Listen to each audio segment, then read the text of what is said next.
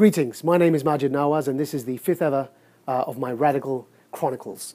Today, as you can see, I'm talking to you with a mirror behind me, reflecting my own image back into the camera. And that's because I think it's about time that all of us took a long, hard look at ourselves in the mirror. Why do I say that? Well, I want to tell you two stories.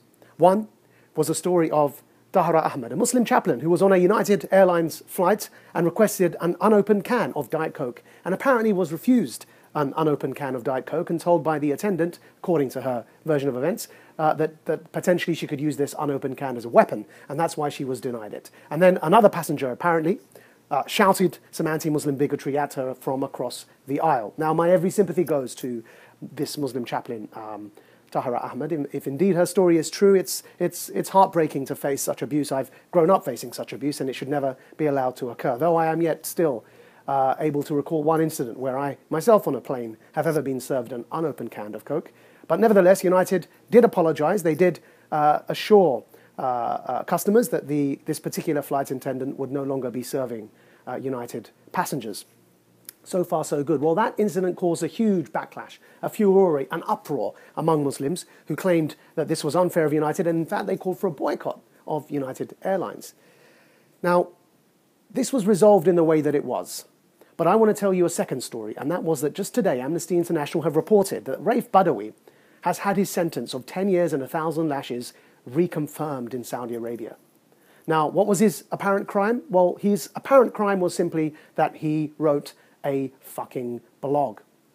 Now, I'm yet to see a Muslim mass backlash against such fanatical fundamentalism, against such medieval barbaric punishments. And of course, the usual mantra that is rolled out is, why should Muslims bear any level of responsibility for this absolute monarchy that's called Saudi Arabia? It doesn't speak in our name. Why should we apologize for it? Well, of course, that's correct. But it misses fundamentally the wood for the trees. Nobody is asking Muslims to apologize for any fundamentalist or medieval regime. In fact, it's as much a non-request for an apology as it is when we ask white folk to stand in solidarity with us against anti-Muslim bigotry, such as that Tahra Ahmed on the United Airlines flight may have experienced, or when we ask white folk to stand with us against racism. Asking people to stand with us for the causes we care about isn't telling them to apologize for the actions of racists or anti-Muslim bigots that they have nothing to do with. It's asking them for solidarity.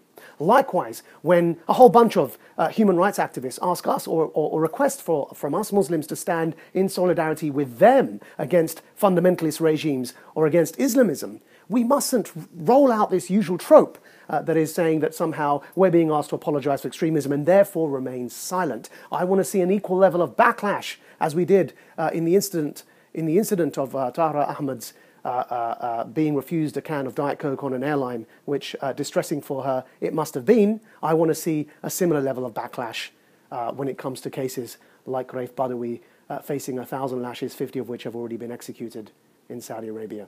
Because you know what, guys? Raif Badawi's life is worth more to us. It should be worth more to us than a fucking can of Diet Coke. Thank you.